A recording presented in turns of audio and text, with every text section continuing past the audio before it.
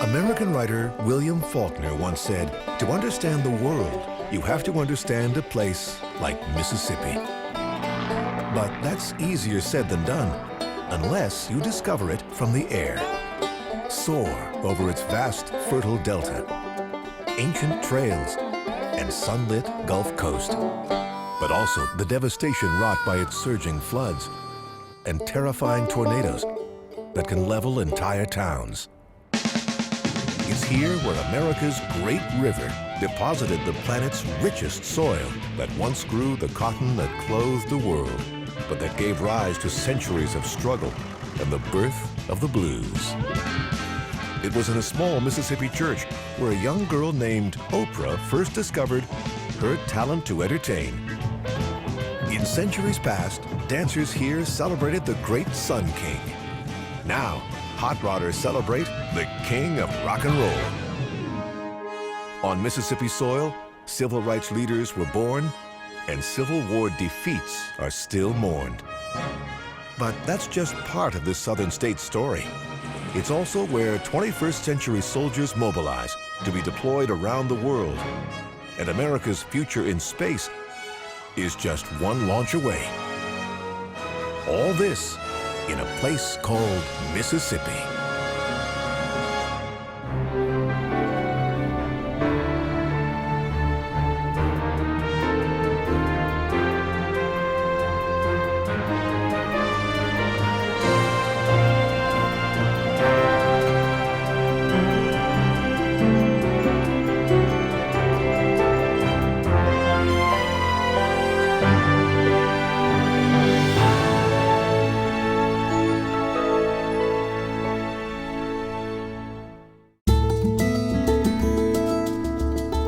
Slow but powerful rhythms that define Mississippi begin with the river that gives the state its name.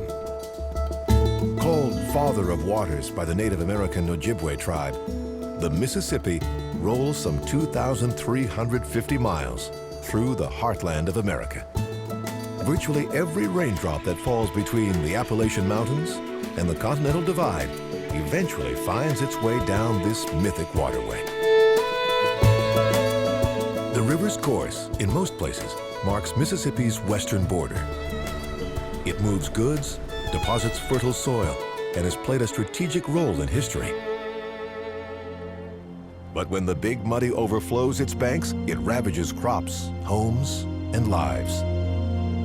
In 2011, the Mississippi broke all records when the surge rose higher than 57 feet. The flood swept inland more than 60 miles, swamping golf courses and houses. But it's farmers that bear the brunt. This year, Mississippi farms had more than $250 million in losses. But it could get a whole lot worse. When the river floods, water seeps through the levees and even tops over them. But if these man-made barriers give way, millions could be affected. Luckily for now, Mississippi's levees are holding. Whenever water rises, livestock head for high ground. Wild animals, like this American alligator, can be swept away by floodwaters. Some have even been known to wash into people's living rooms. But high water doesn't touch these colonies of herons and egrets. In the treetops of this forested floodplain, they're right at home. From the air, it's possible to get a rare view of these nesting birds, which are usually only spotted standing solitary in shallow waters. For people, flooding inflicts tremendous losses. The water can take weeks to recede. But for the 12,000 years that humans have occupied this land, they have accepted the river's dangers in exchange for its gifts.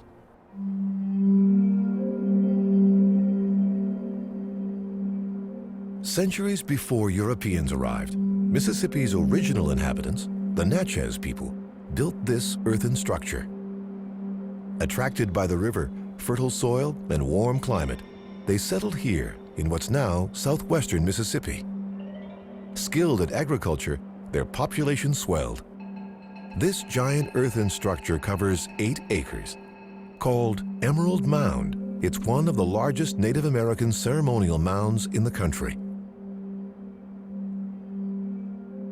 People from surrounding villages gathered here and ascended the mound to participate in important ceremonies. By the late 1600s, the Natchez abandoned the site and moved closer to the river. Just a few miles away, they established a new community, the Grand Village of the Natchez. Here at an annual powwow, Native Americans from all over the country gather for a weekend of crafts, games, and dancing. Houses like this one once dotted Grand Village, along with the home of the tribe's chief, who was called Great Sun. It was Plains Indians who first gathered in ceremonial circles for warrior dances. Today, flag-bearing war veterans are leading members of the Ponca, Choctaw, Oto, and Omaha tribes. Their steps aren't choreographed. Dancers let the drums and the spirit move them.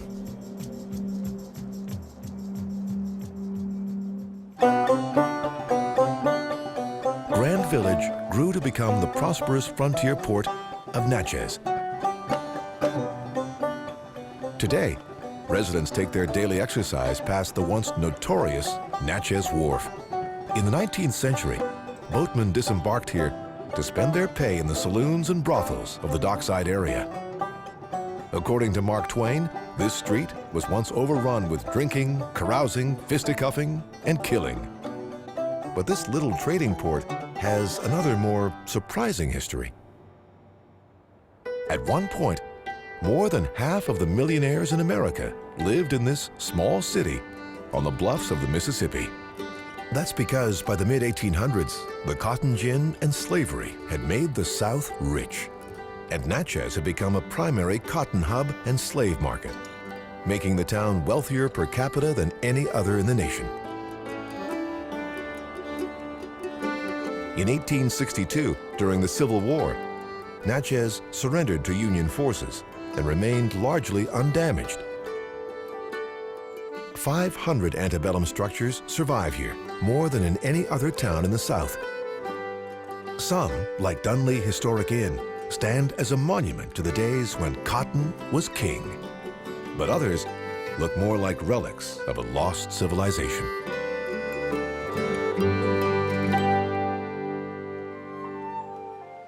Discovering Mississippi from the air, it can seem like a place where time stands still.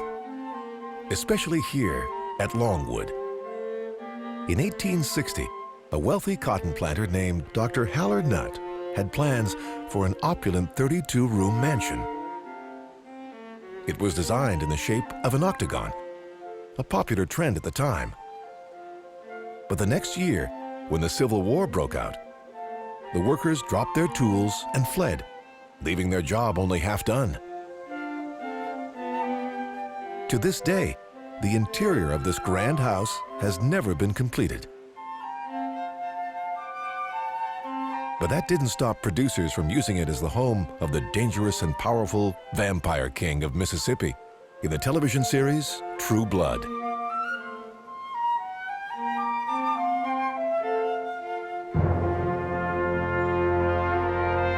Just a few miles from Longwood lies the starting point of one of America's great scenic highways.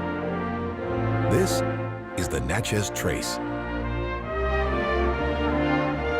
It heads northeast out of Natchez and runs for 444 miles through the heart of Mississippi before continuing on up to Nashville, Tennessee. The Trace started as a path made by migrating bison and was later used by Native American traders.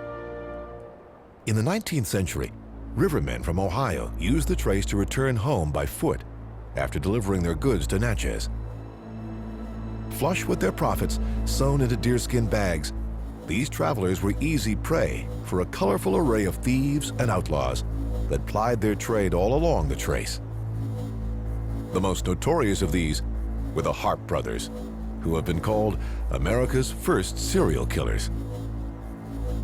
They were said to have brutally killed more than 40 people. One of the brothers was finally beheaded and his skull mounted on a stake and left on the trace. Those days are long gone. Today, development is the biggest threat on this two-lane roadway.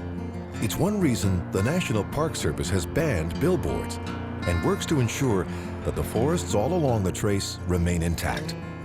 Forests that look much like they have for centuries. But across much of Mississippi, cutting down trees is a billion-dollar business. Most of the state's commercially grown forests, like these, contain longleaf pine, which is used to make newsprint, furniture, and lumber. Logging in Mississippi has been big business for more than a century. But recently, economic woes have resulted in huge layoffs for the state's timber workers. And now, the trees themselves are under attack from an invasive vine. From high above, this Mississippi landscape may look at first like plush velvet, but closer up, it's not such a pretty picture. These trees and hillsides are covered in kudzu, otherwise known as the vine that ate the South. Imported from Japan and originally promoted as cattle fodder and ground cover, it's now considered a scourge, smothering trees, even knocking down power lines. Kudzu can grow a foot per day and now covers millions of acres across the South. But there is one way to combat this species. Smoke rises over a pine forest in southern Mississippi. This fire has been lit on purpose. Long before Europeans arrived, Native Americans set Mississippi forests ablaze to clear land for hunting. Today, prescribed burns remove competing undergrowth, destroy harmful insects and diseases, and make it easier for loggers to cut their trees. Fires like these must be carefully managed. The slightest shift in wind can cause these flames to spread out of control. But in 2011, it wasn't a prescribed burn, but a terrifying force of nature that destroyed much of this Mississippi town in just a matter of minutes. At 3:44 p.m. on April 27, 2011, an E5 tornado, the most extreme category recordable, tore through Monroe County, Mississippi, near the Alabama border. In this rural land, it's more likely that a tornado will just hit farmland or forest. But this twister, touching down for almost 3 miles, screamed down a main highway and tore right through this town called Smithville. Its path of destruction was 3/4 of a mile wide. Its winds reached 205 miles per hour. 17 people were killed here, in a town of just 900. Relief workers arrived within hours, setting up camp in the parking lot of this shredded Piggly Wiggly supermarket. Although this was the first E5 to hit Mississippi in 45 years, tornadoes are frequent occurrences in the state. 2 of the 5 deadliest twisters in U.S. history struck in Mississippi. In Smithville, families seek what they can salvage. Half of the town's houses are simply gone. The high school gym was ripped apart. The tombstones of Civil War soldiers were toppled and broken. North of Smithville, great pines snapped like toothpicks as the twister raced out of town just as fast as it had arrived. Mississippians are experienced survivors. They've seen it all: storms, floods, poverty, and war. In the city of Jackson sits the state capital, the political center of modern Mississippi. Jackson is Mississippi's only city with more than 100,000 residents. Established in 1821, it was named for the hugely popular hero of the Battle of New Orleans before he was elected president. But it's the old state capital that remains the symbol of the great conflict that lies at the heart of Mississippi memory. On January 9, 1861, Mississippi declared itself the second state to secede from the Union. Partisans still argue the causes of the war, but the Mississippi Ordinance of Secession clearly defined the state's motivation.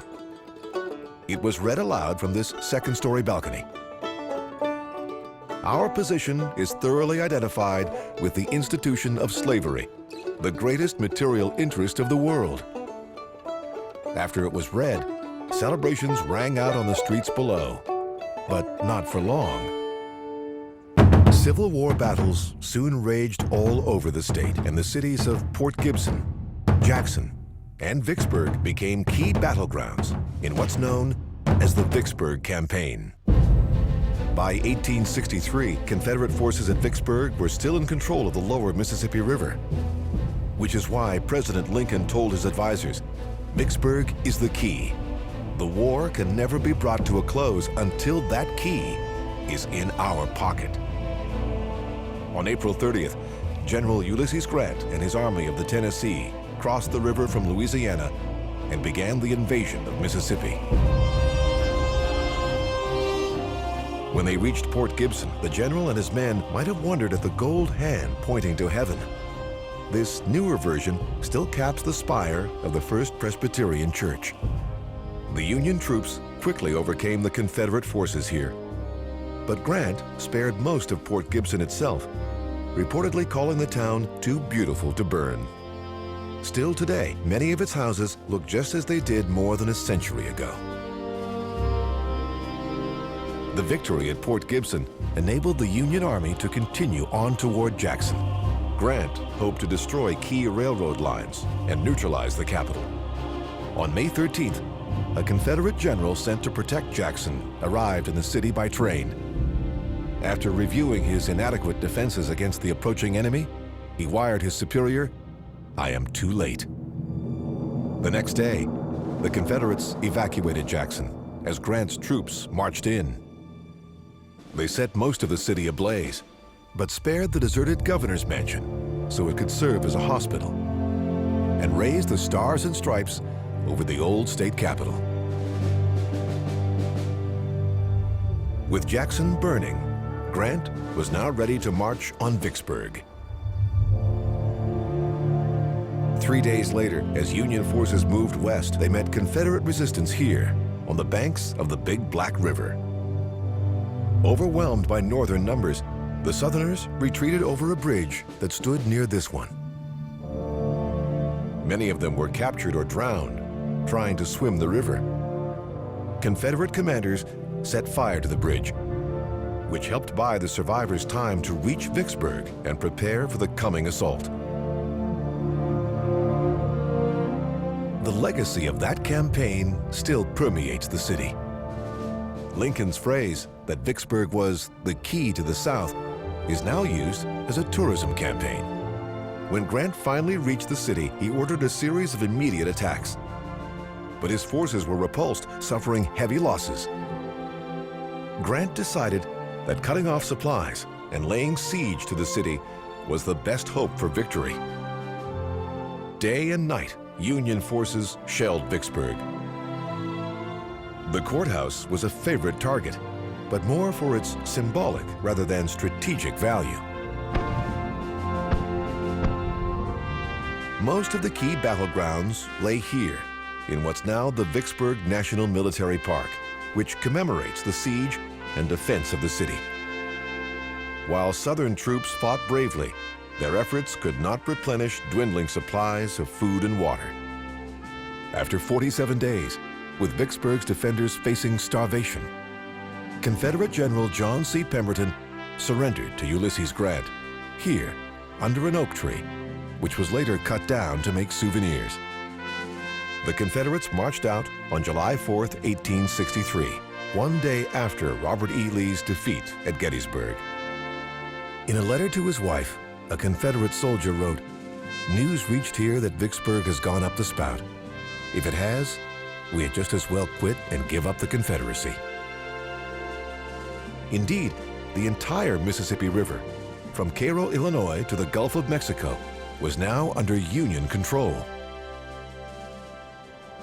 Although the war dragged on for another 20 months, the Federal victories at Gettysburg and Vicksburg marked the turning point of this bloody conflict.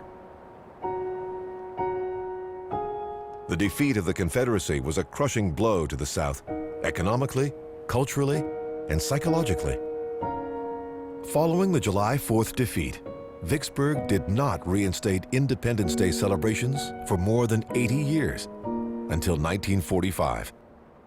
Nevertheless, the South continues to take pride in its military history, and to this day contributes a disproportionate number of soldiers to wars fought by the United States. Soldiers like these, preparing to board their Black Hawk, and the pilots that fly this C-130 Hercules aircraft. It's just a day in the life here at Mississippi's Camp Shelby, the largest state-run field training site in the United States. First opened to prepare soldiers for World War I, it has expanded to cover more than 134,000 acres. Throughout the year, Camp Shelby prepares more than 100,000 Army, Navy, Marine Corps, and Air Force troops for overseas deployment. In the midst of the camp, sitting quietly in the Mississippi sun, are two mock Middle Eastern villages, complete with buildings designed to look like mosques. Here, soldiers heading overseas can train in what the Guard believes are more realistic settings. Troops deploy from Camp Shelby, prepared to fight wars in distant regions of the world.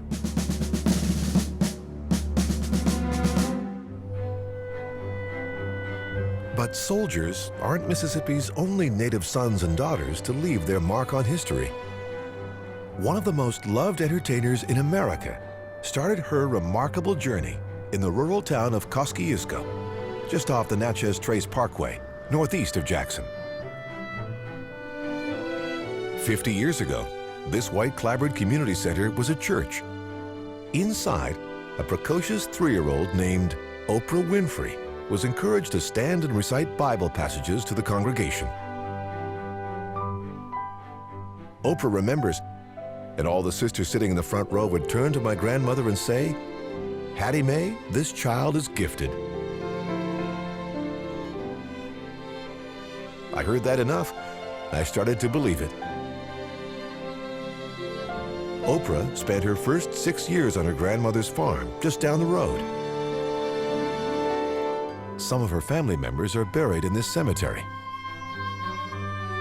From Kosciuszko, the Natchez Trace continues on into the Northeast Hills region. Here, Mississippi's flatlands give way to gentle rises, preparing to meet the foothills of Tennessee. Some say that it's the unique blend of cultures in this region, from African American to Appalachian hillbilly, that produces creative genius. Visitors to Tupelo would have to agree. On a January dawn in 1935, inside this 2-room White House, twin boys were born to Vernon and Gladys Presley. The first was stillborn. The surviving boy was named Elvis. The home is just 450 square feet, with no indoor plumbing. There's a sofa at Graceland longer than this entire house. Despite the home's modesty, the Presleys were unable to make the payments. Elvis and his parents moved from home to home for years. Family and faith, though, stayed constant. This simple white Assembly of God church, where the Presleys often worshiped, was moved here, next to the birthplace. And it was inside these walls that gospel music first entranced the young Elvis. But when Mrs. Presley brought Elvis here to Tupelo Hardware to get him a guitar for his 11th birthday, what the boy really wanted was a rifle. Fortunately, Mother prevailed.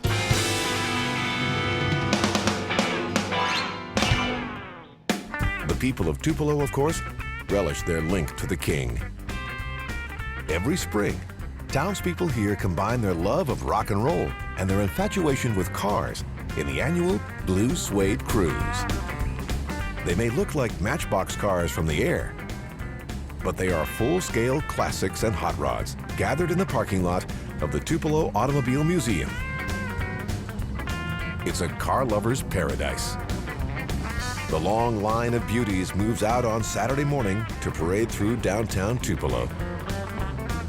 Drivers can be eligible for prizes as long as they get their entry card stamped at 7 sites around town, including Elvis's birthplace. After the parade, cruisers can find rare parts at the swap meet or rock out to the fabulous hubcaps.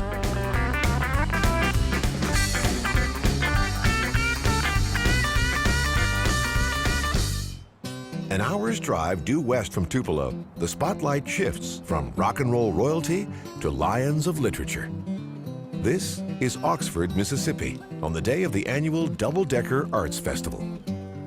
Named for the double-decker bus the city imported from England in 1994 to honor its connection to the other Oxford.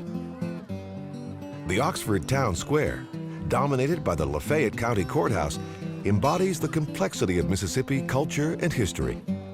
On one side of the courthouse stands a plaque commemorating the just and holy cause of the Confederacy.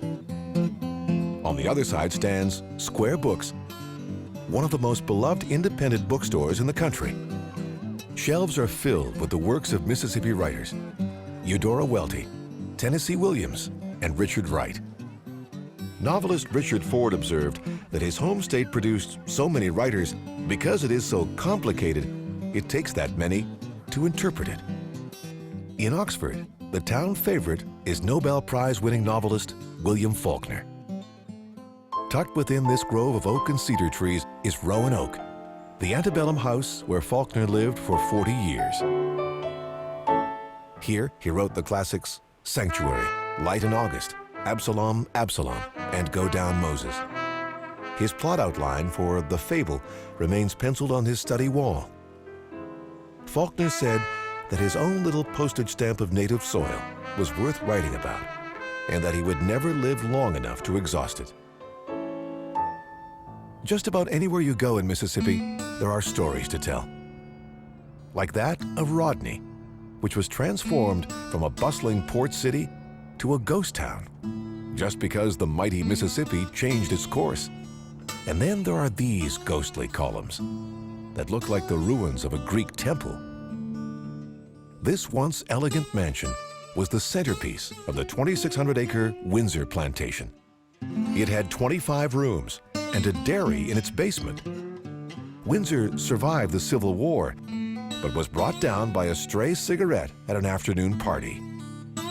But there's one story in Mississippi that thousands still hold dear. And it's why die-hard fans of the University of Mississippi consider their football stadium a place of worship. Some Ole Miss loyalists will claim that divine intervention was at play at the 1983 Egg Bowl, the annual collision between the Ole Miss Rebels and the Mississippi State Bulldogs. Ole Miss had overcome an early deficit to gain a 1-point lead by the fourth quarter. But with just seconds remaining, the visiting Bulldogs lined up on the 10-yard line, ready to kick a field goal to victory. The kick was made, perfectly aimed between the goalposts. But just as the ball began to sail through, a gust of wind picked it up and tossed it back outside the posts. Rebel pandemonium ensued. A newspaper reporter called it the Immaculate Deflection. Students at Ole Miss know how to celebrate a victory. Here at Sigma Nu's spring party, Woodstock is the theme, and tie-dye is everywhere. But it wasn't always peace and love at the University of Mississippi. In the center of campus, a monument depicts a young man striding purposefully toward a doorway. It's a tribute to James Meredith, the young African-American Air Force veteran who became, in 1962, the first black student to attend the University of Mississippi. It took U.S. Marshals to control the violent riots that followed. 2 people were killed and hundreds arrested. But Ole Miss was forever changed. Since then, students have developed a strong commitment to justice. One of them was a 26-year-old who earned his law degree from Ole Miss in 1981. Then, inspired by the injustices he witnessed in the state's courtrooms, he began to write legal thrillers. His name was John Grisham. The books have gone on to become international bestsellers, but Grisham himself didn't go far. He lives on this estate outside of Oxford for part of the year. An avid sports fan, he built a baseball diamond on the property for local Little League teams. Here in Oxford, Mississippi's authors take the fame. But west of the hills, on the other side of the Yazoo River, lies a place that gave birth to an entirely different art form, the legendary Delta Blues. It all started here, where some of the most fertile soil in the world stretches on for mile after mile. It's known as the Mississippi Delta region. But one thing it is not, technically speaking, is a delta. The Mississippi River Delta lies 300 miles to the south in Louisiana, where the Mississippi River flows into the Gulf of Mexico. But the Mississippi Delta region lies far from the Gulf, framed to the west by the Mississippi and to the east by the Yazoo River. It's what's called an alluvial plain, an area created by the fertile sediment deposited by eons of river flooding. The Delta is flat, hot, and wet. But for more than 2 centuries, those working its rich soil have been oppressively poor. Delta culture is deeply influenced by this history of struggle, but also grounded in an abiding love for the land. The late writer and Delta native Willie Morris wrote, "This incredible Delta land consumed and shaped me.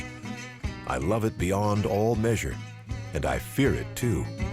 It is what I am, and always will be, till I die." The Delta's greatest asset is its loamy topsoil that extends down as far as 350 feet, which is why Mississippi's #1 industry is agriculture, in all its varied forms. And that includes fish. This grid of giant ponds supplies 55% of catfish consumed in the U.S., from famous southern fried catfish to frozen products that ship out across the nation. In recent years, though, competition from Asian fish farmers is crowding Mississippians out of the U.S. market. In addition, the price of fish feed has risen. Many aqua farmers are draining their ponds so they can grow and sell corn and soy instead of buying it to feed their fish. Today, all kinds of crops are grown in the Delta, but none has shaped this land like cotton. On this spring day, one Delta field is being prepped for planting. It's a tricky season for cotton farmers. They want to get their seeds into the ground early in the year, when it's still moist. But a sudden spring chill could stop those seeds from sprouting. Cotton is always a gamble here in the Delta, but for 2 centuries, it's been one Mississippi farmers have been willing to take. In the early 1800s, worldwide demand for cotton skyrocketed. The black Delta soil was perfect for the crop, and slave labor made Mississippi plantation owners rich. By 1850, cotton accounted for half of all U.S. exports. Without cotton, there likely would never have been a civil war, and the history of Mississippi would have run a far different course. Today, if no longer king, cotton is still an important crop.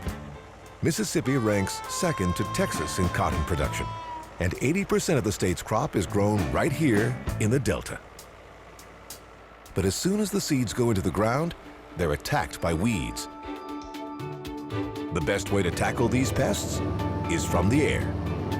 When spraying herbicides, crop dusters fly at only 8 to 12 feet above the ground. That's a dangerous occupation at 140 miles per hour. But for many crop dusting pilots like this one, there's no greater job in the world. Most of the cotton in the Delta has been genetically modified so that the herbicide will kill the weeds, but not the cotton.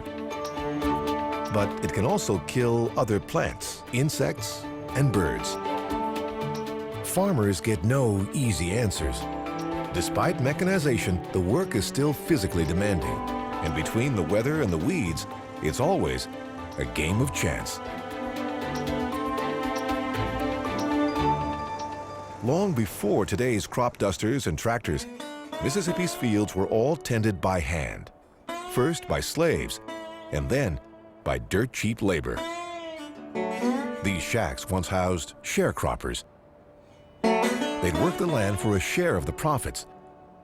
But landowners saw to it that they'd always owe more than they earned. The system began to dissolve in the 1960s as machines began to take over the work of farming. But today, Delta counties still rank among the poorest in the nation. At the Shack Up Inn, located on a former plantation outside of Clarksdale, authentic sharecropper cabins have been updated with indoor plumbing, air conditioning, and coffee makers. They house tourists seeking the blues experience or a game of golf. For blues pilgrims, Clarksdale is Mecca. Just outside town, Highway 61 crosses over Highway 49. Legend has it that it was at this crossroads that Delta bluesman Robert Johnson made a deal with the devil, selling his soul in exchange for supernatural guitar skills. The blues grew a reputation for being the devil's music. The idea was that it must be bad for it to sound so good. In the first half of the 20th century, Clarksdale was the big town of the Delta, where folks went to spend money and have a good time. Juke joints filled the town. Many, like Red's Lounge, still operate to this day. Sharecroppers pass through shabby storefronts like this one to hear a new music. An earthy blend of African rhythms, spiritual hymns, and the field hollers of hard labor. It grew out of the darkest reaches of life, but was always balanced by a wry humor. Much of Clarksdale's heritage is housed here at the Delta Blues Museum, located in the old freight depot. It celebrates the musicians who are closely associated with the town: Charlie Patton, Son House, Robert Johnson, Muddy Waters, John Lee Hooker, Sam Cooke, and Ike Turner. Some blues musicians never left the Delta. Others, like Muddy Waters, did. It's said he boarded a bus right here at this station and joined the 6 million other black Southerners in the Great Migration North. "I'm going to pack my suitcase," Muddy sang, "and make my getaway." The exposure Muddy Waters' music found in Chicago launched the Delta Blues into the mainstream. It's influenced musicians around the world. But it's Clarksdale that remains ground zero for the blues. That's also the name of this blues club, co-owned by actor and Mississippi native Morgan Freeman. Ground Zero sometimes books national acts, but in the Delta, there's always plenty of local talent.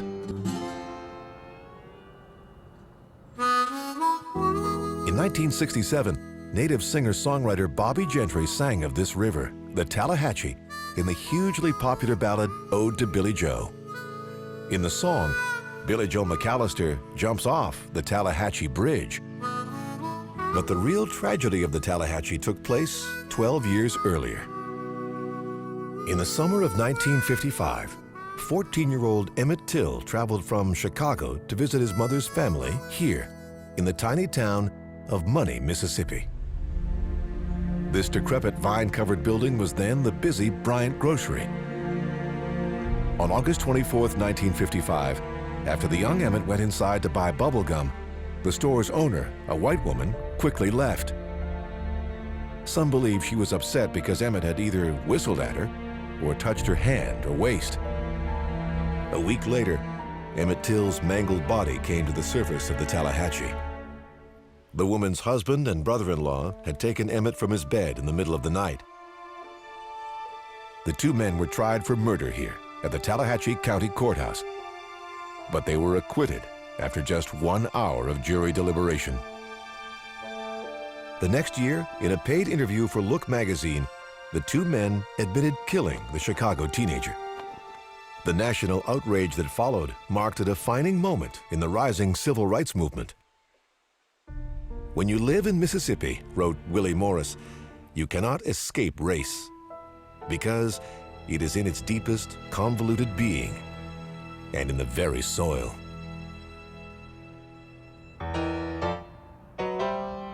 Mississippi has a higher proportion of African Americans than any other state, and racial relationships have changed dramatically since 1955. Prosecutors in the state have reinvestigated 22 civil rights-era deaths, leading to 16 convictions, including one for the murder of Medgar Evers, an activist who had investigated the death of Emmett Till and aided James Meredith's struggle. Change doesn't come quickly, though. Morgan Freeman, who lives on this estate outside Charleston, made an unusual offer in 1997. The actor said that he'd pay for a prom for Charleston High School if black and white students could attend together. It wasn't until 2008, 11 years later, that the school finally accepted Freeman's offer and held its first integrated prom. The past is never far away in Mississippi, but the state is embracing the future in sometimes surprising ways. Mississippi may be losing jobs in the farming and forestry sectors, but the state's automotive industry is growing. It's added 5,000 jobs in the last decade, including 3,300 at this Nissan plant in Canton. In 2003, a Quest minivan became the first automobile to roll off a Mississippi assembly line. Stretching over 14,000 acres, the Nissan facility is like a small city with a medical clinic and bank. In the main building, which is 7/10 of a mile long, plant workers produce up to 400,000 vehicles each year. Moving further south toward the coast, the past recedes even more. The view in Hancock County is downright futuristic. In 1961, NASA announced that it had chosen this Mississippi site to build a facility to test rocket engines for the Apollo lunar landing program.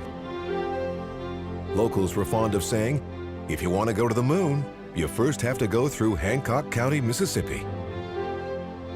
The site, now called the Stennis Space Center, was chosen for its access to the Gulf via the Pearl River, and because the vast surrounding forest land could act as a sound buffer. From the Saturn V rockets that boosted astronauts toward the moon, through all the years of space shuttle flights, the engines that provided the exhilarating liftoff were tested here.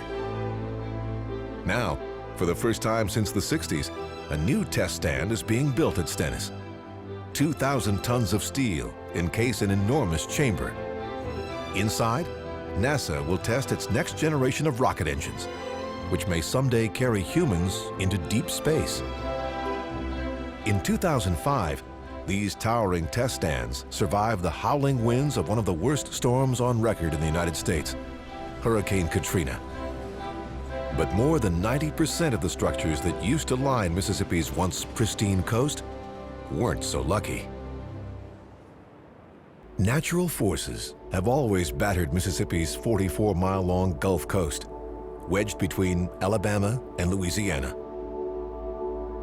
8 miles off the mainland lies Cat Island, a barrier island created by colliding Gulf of Mexico currents.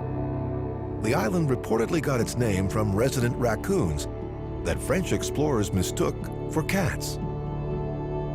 While most Gulf Islands are primarily sand, Cat Island's beaches are backed by forests of pine and oak. The marshes here are home to alligators and migrating birds. During World War II, Cat Island was the site of the U.S. Army's classified War Dogs program, which experimented with training canines for combat. Nearby lie 2 barrier islands, East Ship and West Ship. They were once a single island until the force of Hurricane Camille in 1969 sliced the landmass in 2. On West Ship stands the 19th century fort used by Union forces to stage the capture of New Orleans in 1862. Soon after the war, Fort Massachusetts was abandoned. Frequent storms have made it hard to maintain the fort. But nothing compares with the most recent streak of bad luck here on the Mississippi Gulf Coast. Within 5 years, the region suffered one of the most devastating storms on record, Hurricane Katrina, and the biggest accidental oil spill in history, the explosion of the Deepwater Horizon. Those events, plus an economic recession and cheap foreign imports, have pummeled Mississippi's fishing industry, second only to Louisiana in the Gulf states. Still, the boats head out into the Sound. The Captain Wick trawls for shrimp in these brackish waters. Even in the best of times, shrimping is a tough and precarious way of life. But it's a business that is still handed down from generation to generation in Mississippian families.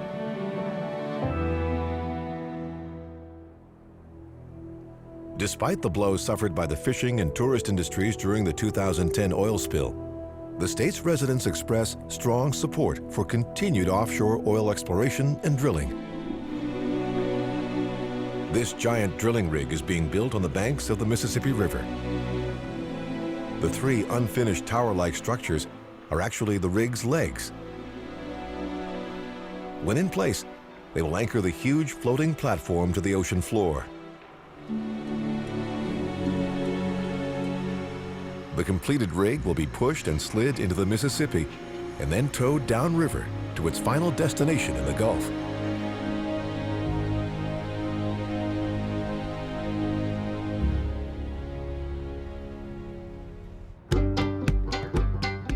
Offshore has another meaning in Mississippi, unrelated to oil. The state legalized gambling casinos on the Mississippi River and the coast in 1990. In an effort to jolt a stagnant economy. The initiative was a notable success. New floating casinos soon gave the state one of the largest gambling industries in the nation. But that boom ended on August 29, 2005, when Hurricane Katrina made landfall in Mississippi. The coastal town of Waveland, 50 miles northeast of New Orleans, has been called the epicenter of the storm. In New Orleans, the devastation was mostly caused by catastrophic levee failures. But here, Katrina made a direct hit as a Category 3 storm. Even now, foundations remain bare from the assault. 125-mile-per-hour winds and a 30-foot storm surge raged across the coast, killing 238 people and obliterating 95% of buildings on the shoreline. Katrina rampaged north through the state, her hurricane-force winds and tornadoes knocking out power to nearly a third of Mississippi's residents. 70,000 homes were destroyed.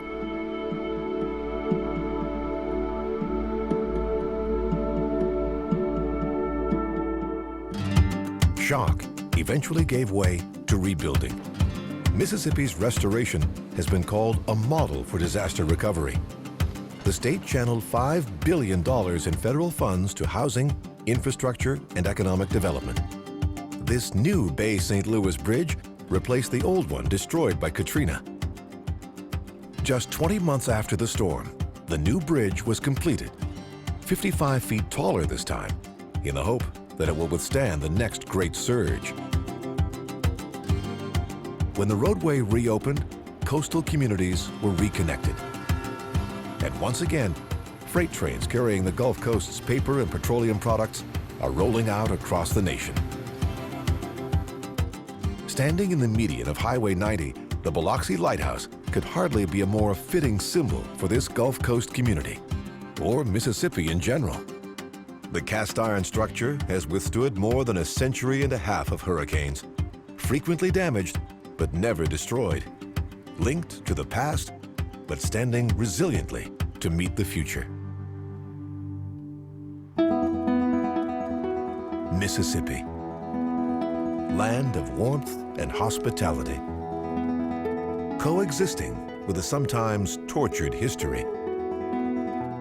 Deeply connected to the land, yet striving toward new sources of prosperity. W. Ralph Eubanks wrote that Mississippi inhabits and haunts me.